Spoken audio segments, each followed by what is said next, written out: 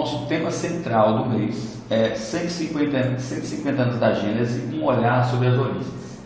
E hoje nós temos a grata surpresa, né, de ter a nossa amiga, a colega nossa também, espírita, né, trabalhadora do bem, Karina Merlo, pela primeira vez na casa, que vai nos conduzir no tema o bem e o mal. É isso, Karina? Sucesso, seja bem-vinda. Obrigada. Viu? Lembrando que nós temos até aproximadamente umas 10 para as 10 por aí. Certo. Viu? Tá bom, obrigada. Bom dia a todos. Bom dia. Queridos amigos, amigas, irmãos em Cristo, que o Senhor nos abençoe e nos envolva na sua proteção. Que assim seja. Amém. Amém, Senhor.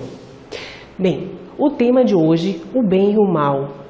Nós vamos enfatizar primeiro o livro da Gênese. Esse livro que foi publicado por Kardec dentro da codificação da doutrina espírita é o último que ele lança, né, de todos os 5 livros, sendo que o tema o bem e o mal é o 3º capítulo do livro A Gênese. O 2º capítulo fala sobre Deus. Então, interessante, quando eu ainda não era espírita, era um dos questionamentos pessoais que eu tinha. Quando se falava em Deus, Deus que é algo assim tão grandioso que foge à nossa capacidade de compreensão, à nossa imaginação.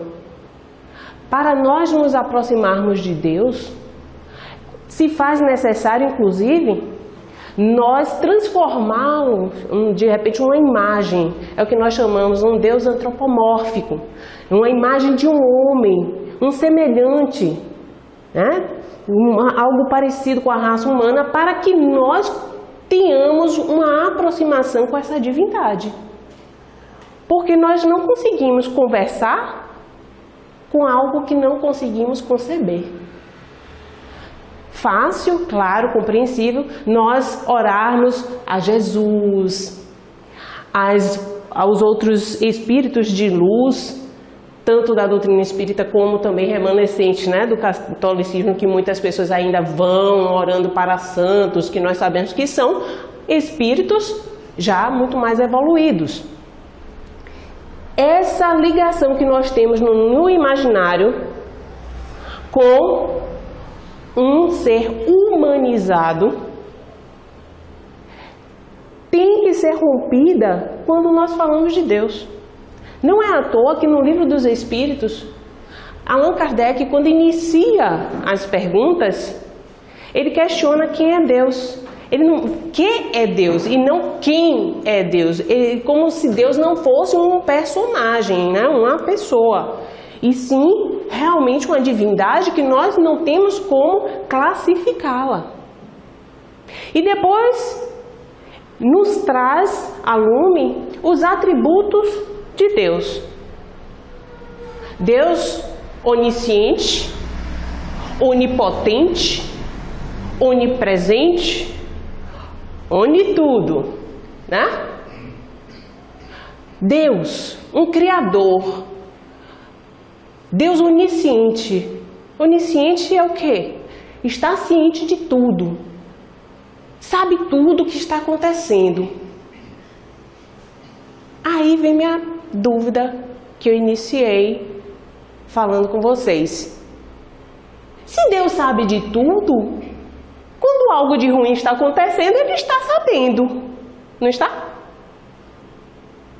Onipresente. Deus está em toda parte, em todos nós, em toda a sua criação. Se Ele está presente em tudo, quando algo está acontecendo que nós interpretamos que seja horrível, ruim, Deus está ali. Nas piores das situações, Deus está presente. Onipotente. Quando a gente fala de onipotência, a gente está falando de quê? Eu tenho a força, o poder. Deus pode tudo. Não existe nada que tenha mais poder do que Deus. E se Ele pode tudo, por que o mal em algumas situações ainda impera? Então meus questionamentos eram esses, eu ficava assim, se existe um Deus bom, na verdade Deus é a própria bondade, como que existe o mal? Nesse raciocínio, a humanidade tem uma necessidade de vivenciar uma dualidade que vive em oposição. Eu tenho claro, eu tenho escuro. Eu tenho alegria, eu tenho a tristeza. Eu tenho bem, eu tenho mal. E nessa dualidade que nós vivenciamos, nós acabamos concebendo o bem e o mal numa briga, uma guerra constante. Mas se o bem é divino, para entrar em guerra com oposição com o mal, eu tenho que ter uma outra divindade, porque guerra tem que ter duas partes. Vocês imaginam Deus guerreando? Só se fosse antes de Jesus, né? Na época de Moisés, quando a gente vai no Antigo Testamento, sim, para aquele povo de 3.000 anos atrás, Deus era o Senhor dos Exércitos. O homem, ele era prezado, ele era valorizado pela sua força, porque ele era um guerreiro. Mas agora nós já evoluímos, eu acredito.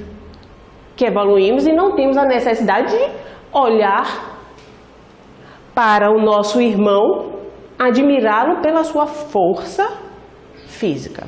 Não. Os valores hoje da humanidade são outros. Então, para ter uma contraposição entre bem e mal, eu preciso de duas partes. Se Deus é a bondade, representa o bem. O mal, então, o que é que o homem fez? Buscou também no seu imaginário alguma coisa que representasse o mal. Algum personagem que representasse o mal. Aí nós vemos, né? Na Bíblia, inclusive, vamos encontrar os termos como Lúcifer, Satanás, né? Aqui no interior da casa da minha mãe ali é Cramunhão, e aí vai. A necessidade do homem. Quando nós falamos de Satanás, de capeta, estamos apenas falando de espíritos inferiores, que na sua inferioridade, muitas vezes na ignorância, agem de forma equivocada, nos prejudicando aqueles que buscam a luz como a meta de sua longa jornada evolutiva. Então, como é que fica isso, então, Karina? Um Deus de bondade e o mal aqui conosco. Não é complicado? Vamos andar um pouquinho na apresentação e eu volto para vocês terem uma compreensão maior desse tema. O bem e o mal. O que seria esse bem? O que é o bem?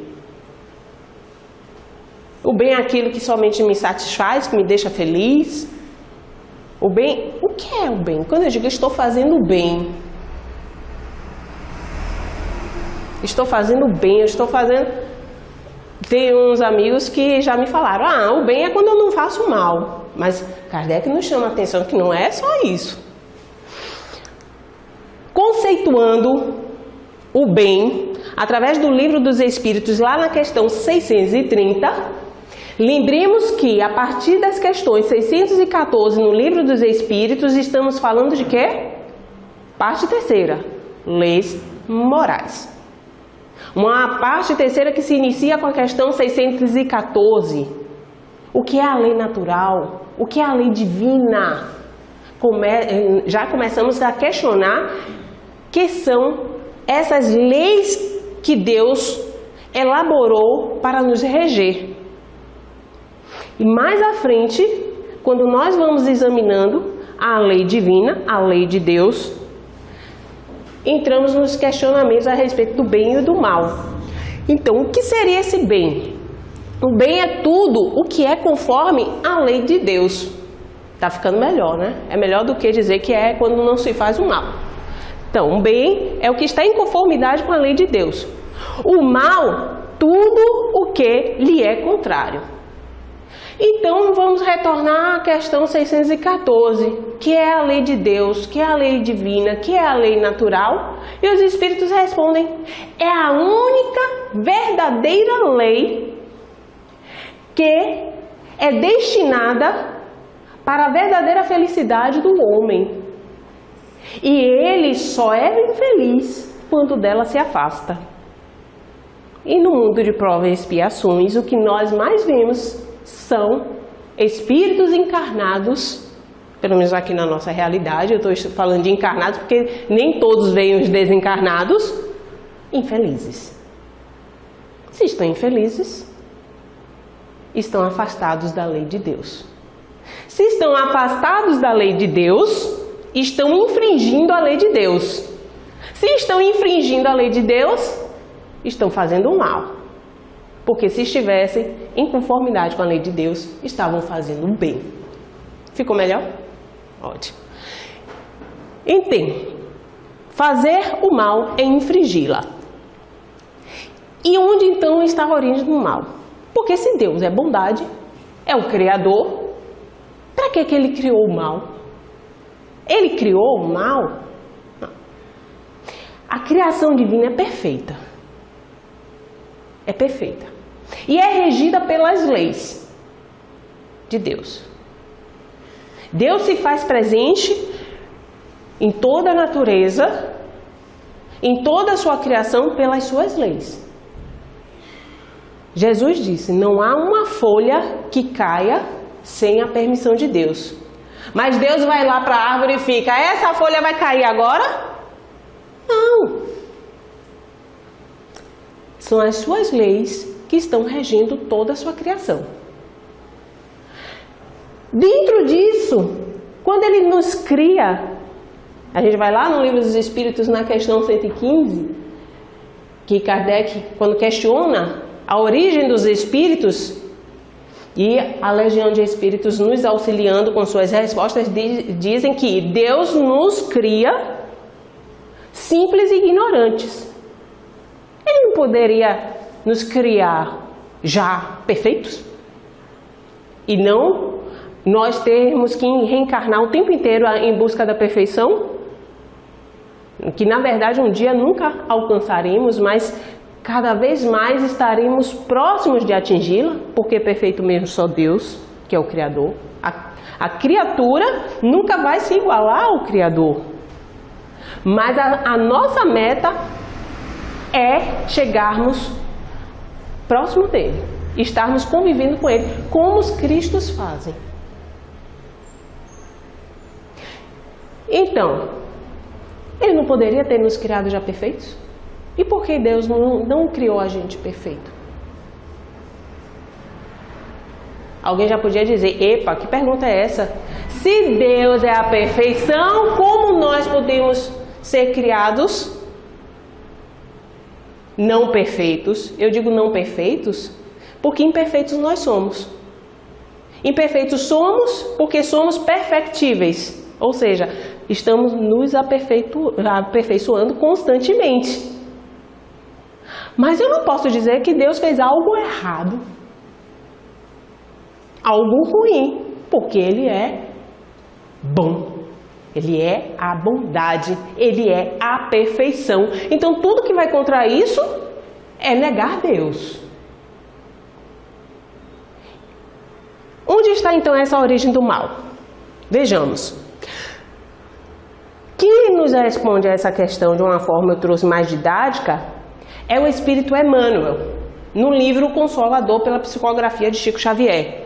Ele, lá na questão 135, que é questionado onde está a origem do mal, sucintamente eu trouxe o que era mais importante da resposta, que ela é um pouco grande. Ele diz, sendo Deus o princípio de todas as coisas, sabedoria, bondade e justiça. Como explicar esse mal?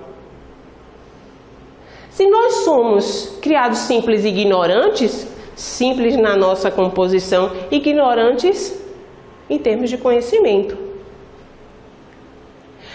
Quando avançamos um pouco no livro dos Espíritos, nas questões que falam, sobre a lei divina, chegam na questão 621, Kardec, sabiamente, ele vira assim: bem, existem tantas leis por aí. Se nós formos olhar os códigos da humanidade, o Código de Hammurabi, o Livro dos Mortos no Egito, o Antigo Testamento, que chamamos de Torá lá na religião judaica, o Novo, o que é que eu posso dizer que eu possa me guiar? Onde é que finalmente essa lei de Deus, que constantemente vem através de inspiração pelos seus médiuns, porque, por exemplo, 10 mandamentos, quando Moisés recebe, ele é um grande médium, ele recebe a inspiração divina para colocar os 10 mandamentos para a humanidade naquele tempo. Então, Kardec pergunta: vem cá, o que é que vale para a gente? Onde é que está essa lei que a gente possa seguir? E os Espíritos respondem: na consciência. Todos nós não temos consciência? Temos. Só que essa lei, nós vamos despertando para ela à medida que vamos evoluindo, à medida que vamos nos tornando menos ignorantes. Aí nós vamos tendo mais acesso à nossa consciência. Lembra que antes de estarmos plenos da nossa razão, nós éramos regidos, quando estávamos encarnados como homens primitivos, humanidade primitiva, éramos regidos pelo quê? Muito mais por instintos, não é isso? Do que pela nossa razoabilidade, nossa racionalidade. Nós simplesmente agimos por uma questão de sobrevivência, uma questão de reprodução da espécie, de tudo. Por instinto. À medida que vamos evoluindo, esses instintos eles vão ficando mais amenos, sendo guardados no porão da nossa memória espiritual, e vamos nos abrindo mais à razão. Então, como explicar esse mal?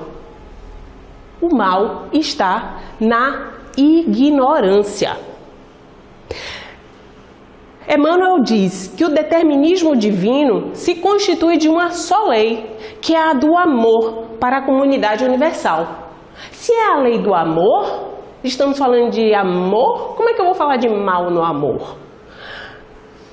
Todavia, confiando em si mesmo mais que em Deus, o homem na sua ignorância, se achando mais importante do que Deus, do que o seu Criador. O que é isso quando eu acho que eu sou mais importante que o outro? Arrogância. Vocês já pararam para pensar que grandes conflitos da humanidade, eu vou pegar só um exemplo, homofobia não, racismo. O racismo, o que é o racismo? É um ser humano de uma etnia se achando melhor do que outro, se achando superior ao outro, não é isso? Então ele cria um preconceito, é o racismo. O que é isso? Se achar melhor do que o outro? A arrogância. A arrogância é filha de quem? Do orgulho. Por isso todo racista é orgulhoso. Porque no momento que vem alguém que ele acha que é inferior a ele, diante de si como um desafio, ele rechaça, ele diminui, porque seu orgulho está ferido. Então, o homem confiando em si mesmo, ou seja, mais do que em Deus, transforma a sua fragilidade em foco de ações contrárias a essa lei de Deus, essa mesma lei de amor, efetuando desse modo uma intervenção indébita na harmonia divina. Uma intervenção indébita, indevida e inclusive que faz parte do seu aprendizado. O mal é instrumento de aprendizado, por incrível que pareça.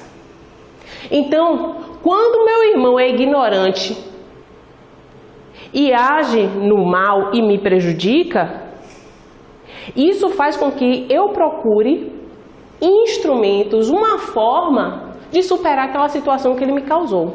Ou até eu mesma posso ter causado a mim ou a outrem. Então, é um instrumento de aperfeiçoamento do espírito. Entendeu?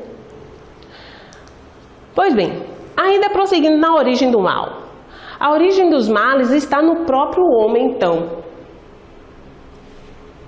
Lembremos, temos consciência. Essa consciência não é desperta no momento que nós fomos criados. Nós viemos, inclusive, reinos atrás, não é isso?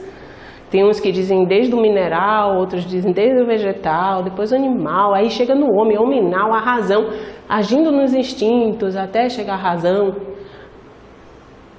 Está no próprio homem, que induzido pelo orgulho, pelo egoísmo, ambição, cupidez e seus excessos em tudo, infringe a lei de amor, um dos pilares da lei divina. Envolvidos nesses sentimentos inferiores, produzem guerras. Olha as guerras aí, que a gente fica imaginando. Um Deus bondoso, a própria bondade, cria todo esse universo, esse mundo que vivemos, e de onde vêm essas guerras? Do livre-arbítrio do homem. Lembra que o livre-arbítrio é uma das leis divinas? É uma das leis que Deus nos coloca, a sua criação, os seus filhos. Olha, eles têm que aprender por eles mesmos. Eles têm que ter o mérito do seu aprendizado. Imaginemos quando nós temos um filho. Nós queremos o melhor para nossos filhos, mas nós ficamos ali 24 horas dizendo faça, não faça, faça, não faça. Não. Ele dá os seus próprios passos em vários momentos. Cai. Levanta. Será que para aprender fica em pé toda hora tem que levantar o guri? A criancinha? Não. Tem um momento que ele vai ficar lá bambo e vai ficar em pé sozinho. Eu estou fazendo um paralelo conosco.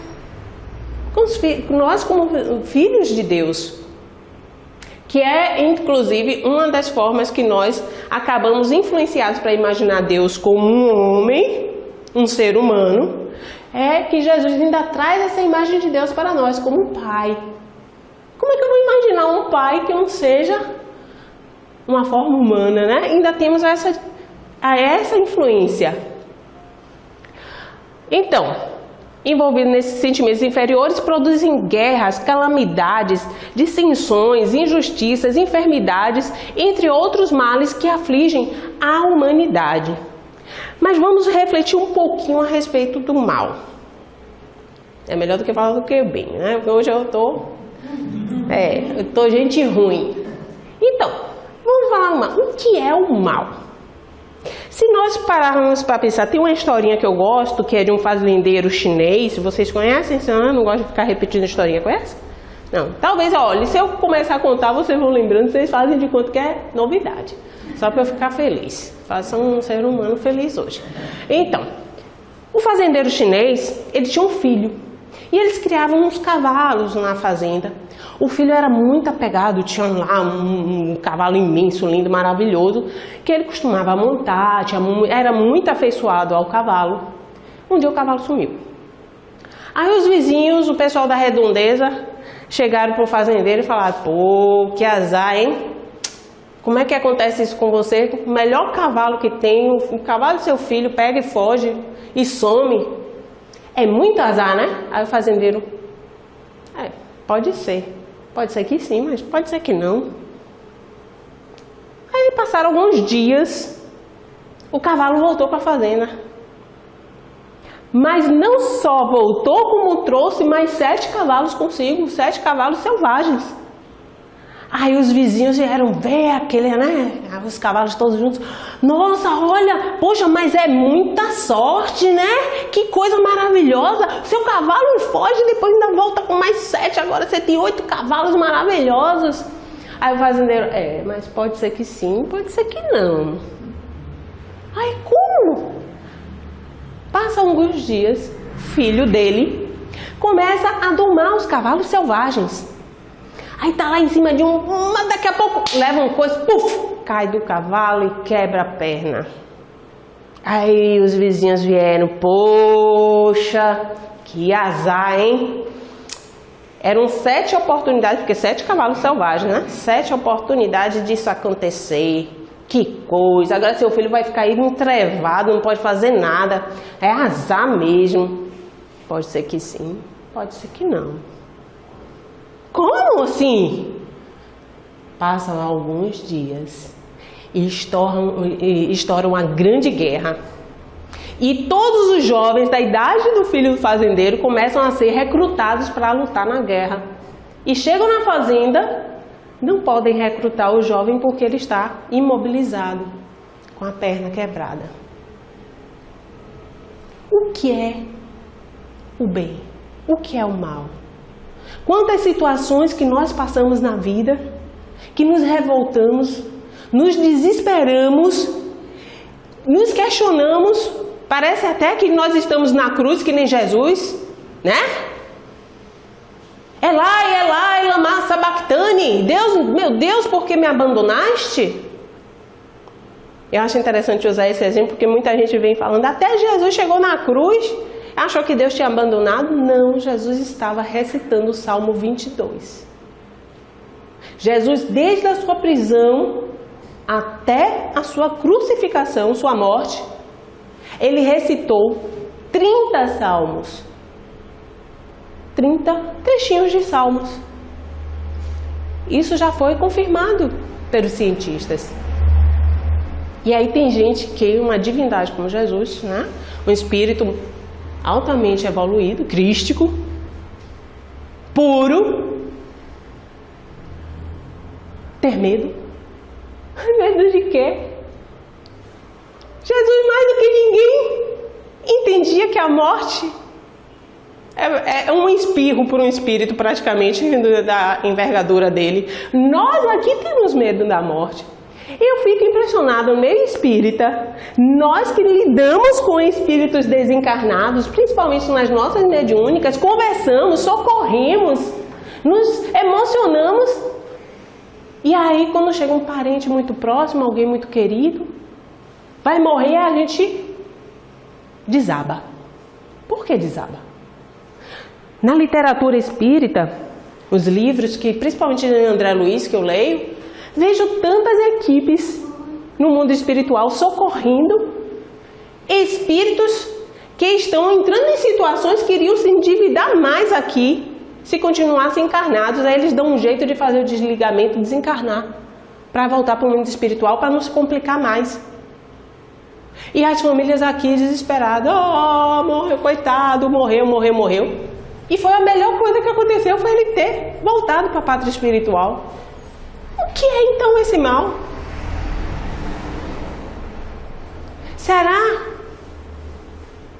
que é realmente fruto de uma ignorância, inclusive interpretativa nossa?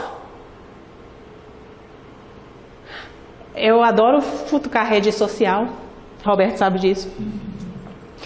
E essa semana no Instagram eu achei ótimo, eu vi uma postagem de uma pessoa que terminou um relacionamento de 43 anos. Gente, uma pessoa casada, praticamente meio século. Se bem que outro dia eu falei que 49 era quase 50%, a pessoa quase. Então, mas 43 anos, são 4 décadas. É uma vida. Aí a pessoa postou assim dizendo, era melhor ter durado somente o primeiro ano de namoro, e eu descobri que a pessoa não prestava para conviver depois de 43 anos. Eu entendi aquela observação, apesar de que eu acho assim, 43 anos de relacionamento, tem muita história, tem muita coisa boa também. Mas a gente, diante de algo que nos fere, diante da dor, a gente só vê o lado negativo. É do próprio ser humano. Mas eu entendi aquilo.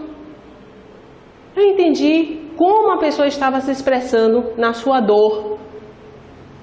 Porque ela falando assim, agora dói muito mais, porque agora eu estou encarnada e praticamente vou viver uma nova encarnação, porque é uma nova vida, completamente tudo diferente. As responsabilidades são outras, as necessidades são outras, as inseguranças são grandes, porque uma coisa é você ter uma parceria com alguém, outra coisa agora é você, depois de 4 décadas, se ver sozinho. É complicado. Então eu vi o desespero da pessoa.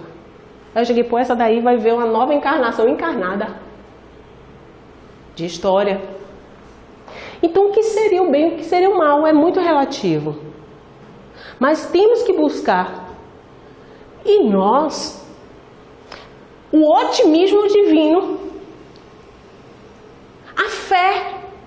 Porque quando a gente lembra que Deus é bom, meu Pai é maravilhoso, claro que eu estou aqui encarnado, não vou viver as 1000 maravilhas só porque estou encarnada. Não, eu estou vivendo experiências que vão me deixar feliz e experiências que vão me deixar triste. Tudo faz parte de um aprendizado. É como se nós começássemos a subir uma escada e não temos ainda uma força suficiente para subir com velocidade os degraus. Então a gente tem dificuldade em subir os primeiros degraus. Às vezes a gente tropeça, cai alguns degraus para trás e depois voltamos. E aí vai fortalecendo até que um momento a gente sobe. Espiritualmente também é assim. Então, as gradações do mal, lá na questão 636 do Livro dos Espíritos, o bem e o mal são absolutos para todos os homens? Interessante, né? Porque eu contando essa história do cavalo, a gente poderia até fazer um raciocínio assim, então o mal é muito relativo, o bem também. E a gente agora está falando de absoluto. E eu acho a resposta dos Espíritos fantástica. Simples e fantástica. Porque eles dizem, o bem é o bem em qualquer lugar. A lei de Deus é a mesma para todos. Não tem esse negócio de ela vai ser melhor para uma, ela vai ser melhor. O sol não está aí fora, não está brilhando para pessoas boas, pessoas ruins, né? Pessoas bonitas, pessoas feias. E aí vai. Então, a lei de Deus é a mesma para todos, mas o mal depende principalmente da vontade, da intenção daquele que quer praticá-lo, que se tenha de praticar. O bem é sempre o bem e o mal é sempre o mal. O bem é sempre o bem, o mal é sempre o mal. Seja qual for a posição do homem, a diferença está no grau de responsabilidade. Quando a gente fala de grau de responsabilidade, aí eu volto para a nossa ignorância. Por exemplo, Roberto. Eu não estou te chamando de ignorante não, calma, né? Olha o orgulho. Roberto chega aqui com o notebook e mais uma caixa cheia de coisa pesada. Vai passando aí por vocês, tropeça, bate em você e cai o notebook bem na sua cabeça, você fica com um galão, aquela coisa. A gente vai responsabilizar Roberto pelo que aconteceu. Ele não te fez mal, não? Você tá com um galo na cabeça, tá doendo? Tá, dói, né? O notebook em toda velocidade, tropeçou, caiu, puf. Mas ele teve a intenção de te machucar. Ele teve vontade, eu vou chegar lá e puf, meter um notebook na cabeça. Não, não foi a intenção dele. Ele pode ter sido até negligente, né? Não andou direito, mas ele não teve intenção. Agora, se você precisar fazer uma cirurgia, e Roberto é um grande cirurgião, neurocirurgião, imagine, ele abre a sua cabeça, que ao invés agora de ter um galo, precisa ser operada, e esquece o instrumento lá dentro depois que fecha. Ele foi negligente? Foi. Ele foi ignorante? Ele foi ignorante? Roberto não tem formação em medicina? Tem. Não é neurocirurgião? É. Então, razoável que ele não deixe nada dentro de sua cabeça. Ele não terá que ser responsabilizado? Terá. Então, olha a diferença daquele que tem conhecimento para exercer algo e daquele que está completamente ignorante. O que é então essa ignorância? Essa ignorância, quando eu falo ignorância, é que o bem está ali, mas eu não consigo vê-lo. Ignorar é aquele que não consegue enxergar, não tem um contato, mas o bem existe, o bem está ali. Para aqueles que não são médios ostensivos, são espíritas, estão no convívio conosco, né, no espiritismo. Espírito existe ou não existe? Nós somos espíritos. Mas eu não sou médio ostensivo, não estou vendo um espírito desencarnado. Como é que eu sei que ele existe? Ele está ali. Eu tenho já ciência que ele existe. Eu tenho ciência. Por isso que é interessante aqueles que são médios ostensivos, mas não têm conhecimento da doutrina. Na hora que vê um desencarnado, fica desesperado. Porque desconhece. Não sabe do que se trata. Daí vem o medo. O medo é aquilo que a gente desconhece. E acaba tendo contato. Então, deixa eu olhar ali para o Roberto não me ligar. Suponhamos, né, a respeito ainda do bem e o mal, suponhamos que há um faminto em estado desfalecente. Eu peguei esse exemplo até de um livro que eu gosto muito, Evolução para Terceiro Milênio, um tratado psíquico do homem moderno. Suponhamos que há um faminto em estado desfalecente, alguém querendo fazer o bem, o homem está morrendo de fome. Aí alguém querendo fazer o bem, vem e dá um pedaço de pudim. Bonito aquele pudim, né? Meu filho. Eu tive que escolher dentro de umas 100 imagens de pudim. Fiquei doida ontem à noite. Então, um necessitado, passei mal. Um necessitado, ao invés de reanimar-se com esse pedacinho gostoso de pudim, ele começa a passar mal. Por quê? Era diabético e não podia ingerir tanto açúcar. A pessoa que deu um pedaço de pudim não sabia que ele era diabético. Ela fez o bem ou fez o mal? Acabamos de ter uma ideia do que é bem e o que é mal. Então me ajudem. Ela fez o mal. Ela fez o mal porque o homem passou mal? Ela fez o mal porque ela não desconhecendo e ele sabia, ao invés de ajudar, prejudicou. Ela fez o bem. Ela fez no o sentido de quer dizer, matar a fome dele, porque era a intenção dela. o bem Ela nesse sentido. O bem, ela fez o bem no sentido tentando ajudar. Mas teve uma consequência. Mas teve uma consequência. Olha a dificuldade da gente saber o que é bem e o que é mal. Consequência do mal, entendeu? Ela quis fazer o bem, mas terminou prejudicando. Olha só. Então, e a intenção?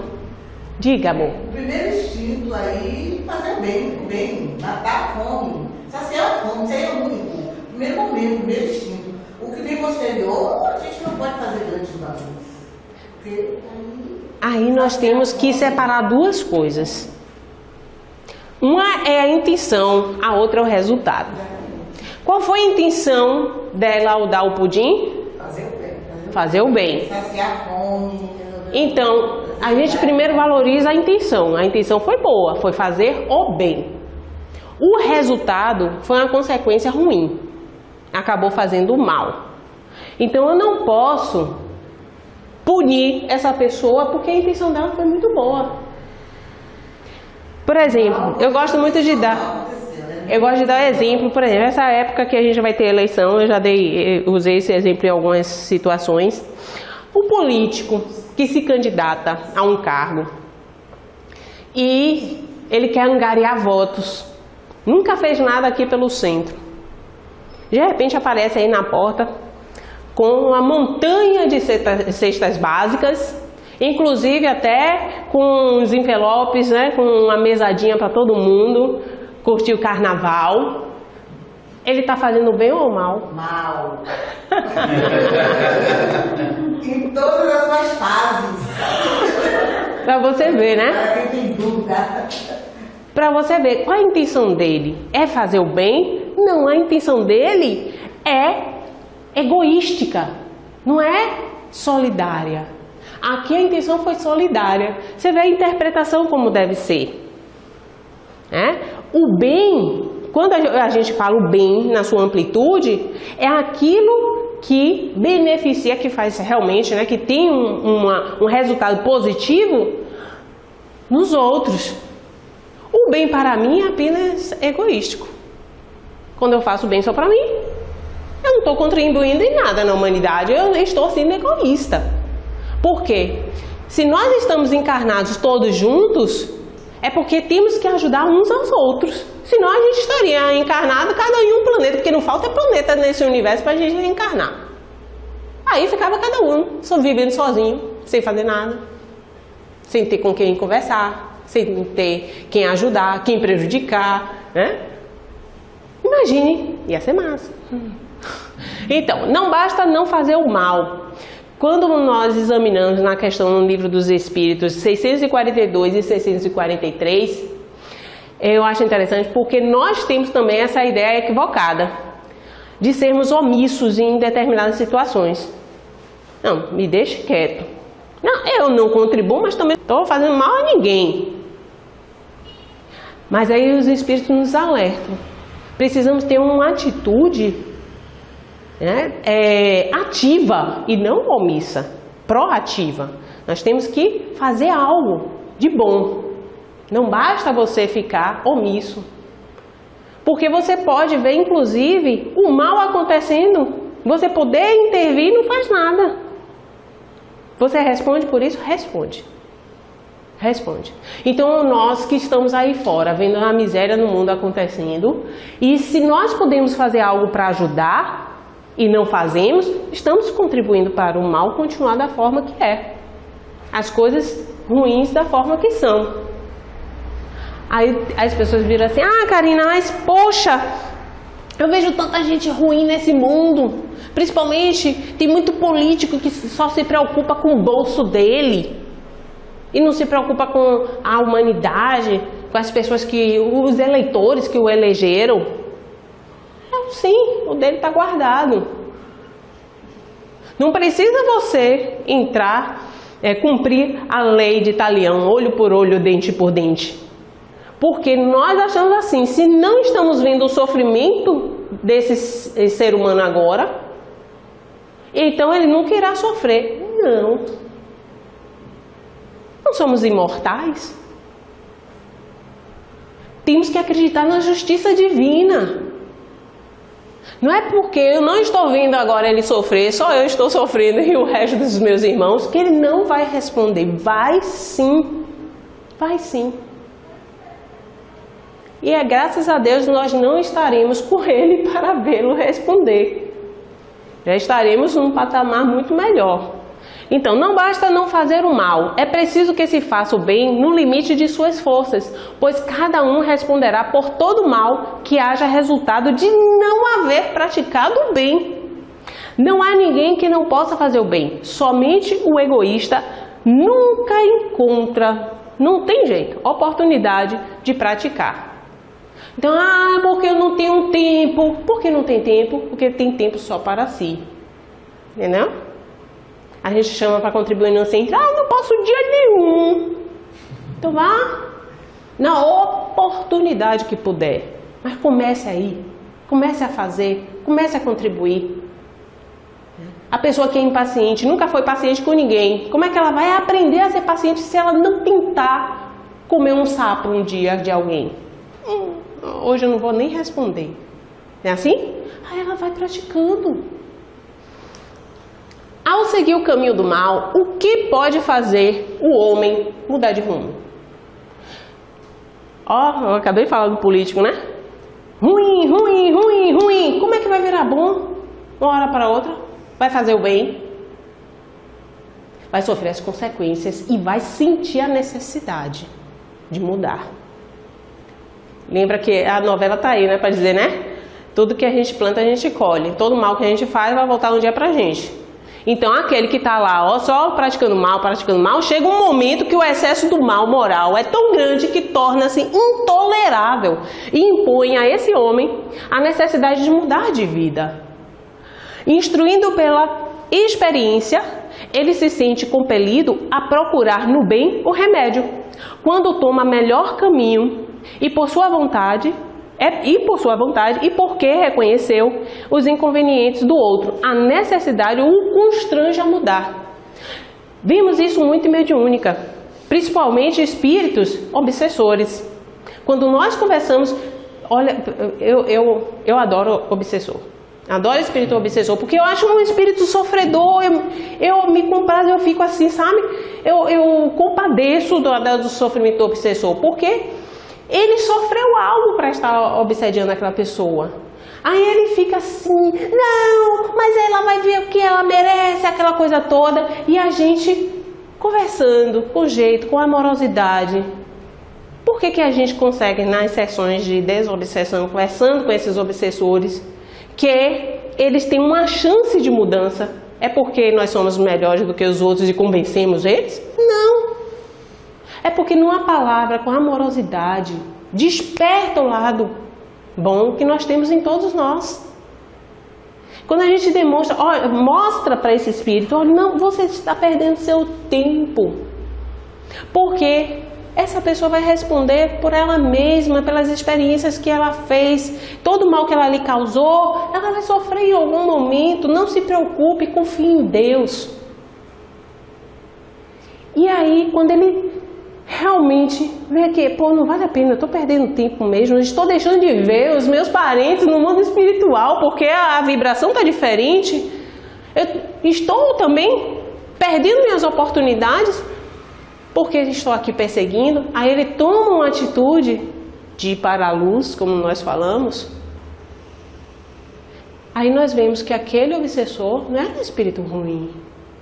Nós temos essa forma equivocada de olhar para o obsessor. A gente acha que é espírito ruim. Não é. É um espírito sofredor. Então, isso não quer dizer que nós não temos espíritos inferiores. E temos muito. Claro que temos obsessores que perseguem os outros só porque gostam de perseguir. Mas eu estou falando aquele que já foi vítima um dia.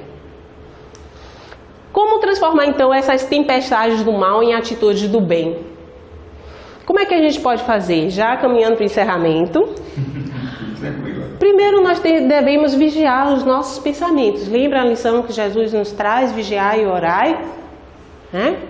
Quando nós estamos vigiando os nossos pensamentos, porque nós podemos fazer o mal até em pensamento. Você julgar uma pessoa, né? Você emana fluidos através dos pensamentos. O pensamento é matéria. Faz muito mais mal no pensamento do que... O pensamento é um reflexo do que a gente traz no coração. Né? Então, vigiar os pensamentos. Fazer orações de forma sincera. Aprendermos a orar, porque orar é conversar com Deus, conversar com os espíritos superiores que estão aí para nos ajudar, conversar com o nosso anjo guardião, um espírito que avalizou a nossa reencarnação, está aqui conosco. Quer dizer, olha quantos espíritos bondosos para a gente entrar em contato, até com a divindade do nosso Criador, mas conversando de forma sincera. Não é só de forma mecânica, não, tendo realmente uma conversa sincera, que vai no nosso coração. Prática do bem e da caridade. Nós podemos praticar o bem e fazer a caridade, não só nas instituições, mas principalmente dentro do próprio lar, com aquela pessoa mais difícil da nossa convivência. Como é que eu posso ser caridosa com ela? Dando a chance, inclusive, dela ter o seu próprio tempo de ignorância. Porque nós não podemos ficar incentivando, né, criticando os outros, exigindo dos outros uma evolução que eles ainda não têm para nos responder. Então, eu que me acho mais evoluída, olha, a Chique, eu que me acho mais evoluída, que tenho acesso a todas essas informações, que sei que devo perdoar, que sei que tenho que ser tolerante. Por que eu não entendo, não compreendo esse irmão que é ignorante? Então, a nossa parte é ter um comportamento condizente com os nossos aprendizados evangélicos. Porque não adianta a gente ler Evangelho segundo o Espiritismo, fazer Evangelho no lar, ir em doutrinária, né, tomar passe, fazer tudo, mas não agir de forma evangélica. Evitar a fofoca, a maledicência, que já são reflexos, né? Produto dos nossos pensamentos. Não aos vícios e às drogas. Isso aí sem comentários, né? Vícios, drogas. Se nós temos algo a modificar, tem um vício que eu estou combatendo, substitua por um hábito melhor, um hábito bom. Então, não ao ódio e à raiva. Correção imediata de qualquer erro cometido. Deixar o orgulho de lado. Se reconciliar com o adversário enquanto está a caminho. Luta contra as injustiças. Não sermos omissos. Mas também não entra em estado de revolta e fica falando mal, a maledicência. Não. O que é que eu posso contribuir diante dessa situação para que ela seja uma situação melhor, mais favorável aos meus irmãos? E por fim, pensar constantemente no bem e, sim, evoluir a cada dia. Evoluir a cada dia, um passo após o outro. Vamos fechar com a mensagem de Jesus, lembrando que nesse sistema de solidariedade, como que eu posso discernir que eu estou fazendo bem ou mal aos meus irmãos? Como foi que Jesus nos ensinou? Fazei ao outro aquilo que gostaria que fizessem com você. Ou não fazer ao outro aquilo que você não gostaria que fizessem com você. É tão simples. É simples, não é? E por que é tão difícil a gente colocar em prática? É a vontade do Espírito. Cadê a nossa vontade? Vamos buscar essa vontade. Então, Jesus vos disse, vede o que gostarias que vos fizessem ou não vos fizessem. Tudo se resume nisso. Não vos enganeis. Aí sim, estaremos amando o próximo como a nós mesmos. E lembremos, amar a Deus acima de todas as coisas. O nosso Criador, o nosso querido Pai. Aquele que está sempre ao nosso lado. Nas piores situações também. Deus abençoe a todos vocês, muita paz e muita luz.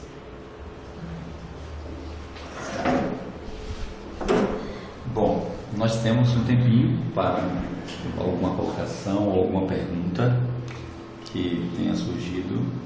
Então, fique à vontade, minha amiga. Você falou esse questionamento da gente em relação à morte, né? A nossa não aceitação da morte. Sim. A gente tem assim, aquele princípio que Deus nos fez seus lugares, criança, né?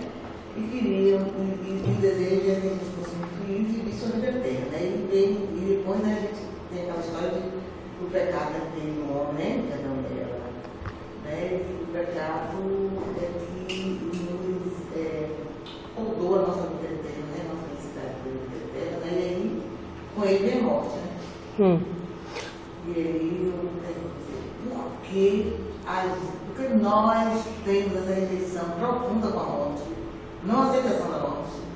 Olha, veja bem como você... Do pecado do irmão, né? Do pecado do homem, né? Veja só, você trouxe bem, quando a gente traz inclusive o exemplo de Adão e Eva, de que nós estamos falando? Existiu mesmo Adão e Eva? Adãozinho e Evazinha criaram a humanidade toda? Não. Nós temos um livro, principalmente no Antigo Testamento, né? Todos os livros, a começar pela Gênesis, que é o primeiro, eles são cheios de simbologias, principalmente de acordo com a cultura da época. Aí nós agora, no nosso tempo, não podemos ler esses livros com a visão que temos agora, né? Que nós não vamos conceber o seu sentido completamente. Aí vem realmente essa contraposição. Como é que pode, né? Uma humanidade nascer de um homem e uma mulher só e ter parido todo mundo? Ou então Noé ter conseguido escapar do dilúvio com sua família enquanto a humanidade toda pereceu? Não. Isso é cheio de simbologias. E devido a essas crenças que nós alimentamos, olha, estamos reencarnando desde quando estamos aqui no planeta Terra. Vivenciando essas crenças, trazemos dentro de nós, no nosso arcabouço da memória do perispírito, todas essas vivências. E para a gente evoluir, né, é como se dissesse assim, para eu colocar agora um dedo de água e ficar nesse mesmo nível, eu tenho que primeiro tirar essa água e depois botar mais um dedo de água. Então, na nossa evolução, a gente vai retirando determinadas informações que já não fazem mais necessárias para que nós consigamos conceber, de acordo com a nossa faixa evolutiva agora, o momento evolutivo, as concepções, né, as verdades, como diz o Espírito de Verdade na introdução de um Evangelho segundo o Espiritismo, né, que as verdades agora vêm a lume porque estamos preparados para receber. Porque Jesus não disse tudo? Estamos. Agora veja só, o nosso estamos não quer dizer que eu vá entender de imediato. Tanto que por isso que eu passo por experiências que vão me fazendo compreender com o tempo. Quando você nasce, você tem um período de infância que você fica completamente dependente de seus pais ou de quem estiver cuidando de você. Você não vai para o supermercado com 3 anos de idade, você não faz seu mingau aos 2 anos. Não, você depende dos outros. Então, tem aquele período que você vai ficar na dependência. Quando você começa a ter independência, você faz tudo certinho? Não. Você em algum momento vai se equivocar. Isso faz parte do aprendizado. Assim é a espécie humana.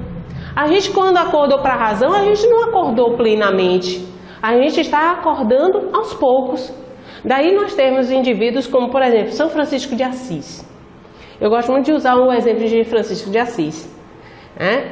Quem foi, nós sabemos no Espiritismo, com as informações do mundo espiritual, quem foi Francisco de Assis? João Evangelista. A envergadura de um espírito como João Evangelista reencarna como a pessoa de Francisco de Assis. E na juventude, vai para festas, bebe, tem inclusive as festas com as meninas, vai para guerra, né? Aí você vira assim, pô, mas Francisco de Assis foi para a guerra? Foi, mas talvez não tenha ido com o coração, com as intenções de tantos outros jovens como ele na época que foram para a guerra.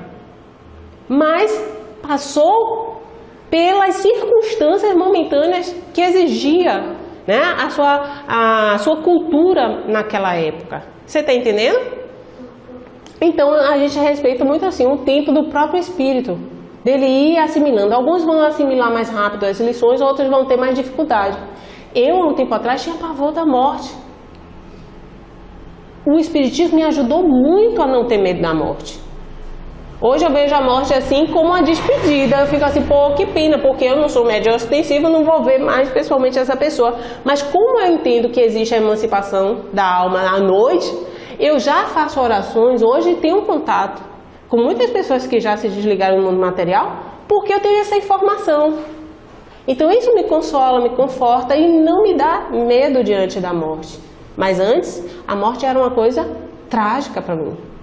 Primeiro porque eu fui criada com essa ideia. Não existe ninguém na minha família que tenha partido, que minha família não tenha se acabado em choro, em pranto e em lamentações.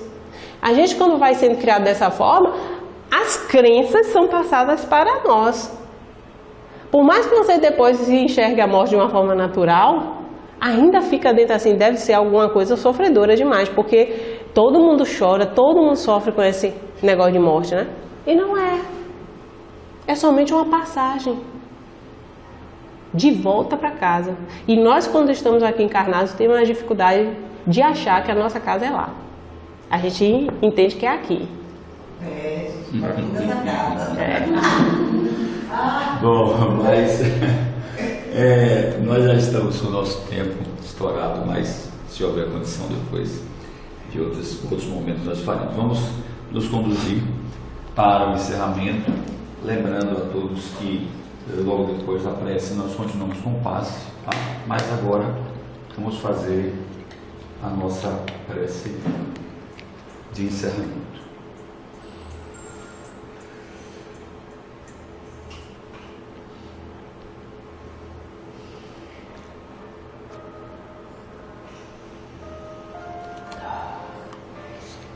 Deus aprecio. Jesus.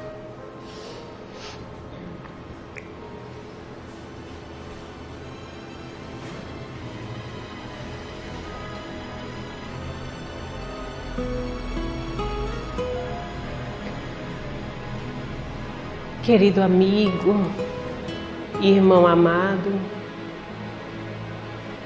Jesus, ó Mestre, agradecemos pela oportunidade de estarmos aqui hoje, encarnados, nos esclarecendo, colhendo, Senhor, informações que nos iluminam, que nos tranquilizam, que nos fortalecem. Obrigada, Jesus, pelos seus ensinamentos, que nós tenhamos força, persistência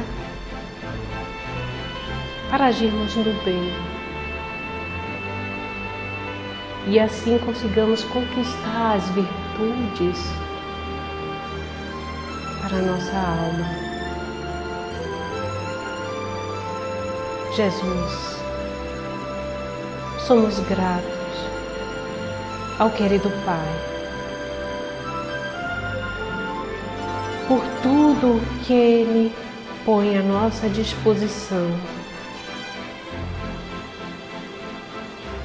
a nossa família, nossa família carnal, nossa família espiritual, que tenhamos condições, Mestre,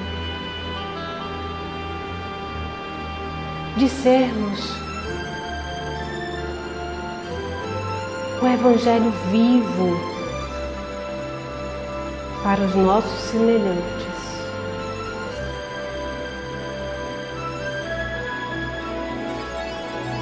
Que a sua luz esteja conosco, nos intuindo, que os nossos queridos companheiros, nossos anjos guardiões, guias, mestres, todos aqueles que nos desejam a vitória nesta encarnação, que eles sejam fortalecidos no teu amor para vibrar conosco constantemente. Jesus, estejai conosco, hoje, agora e sempre, que assim seja.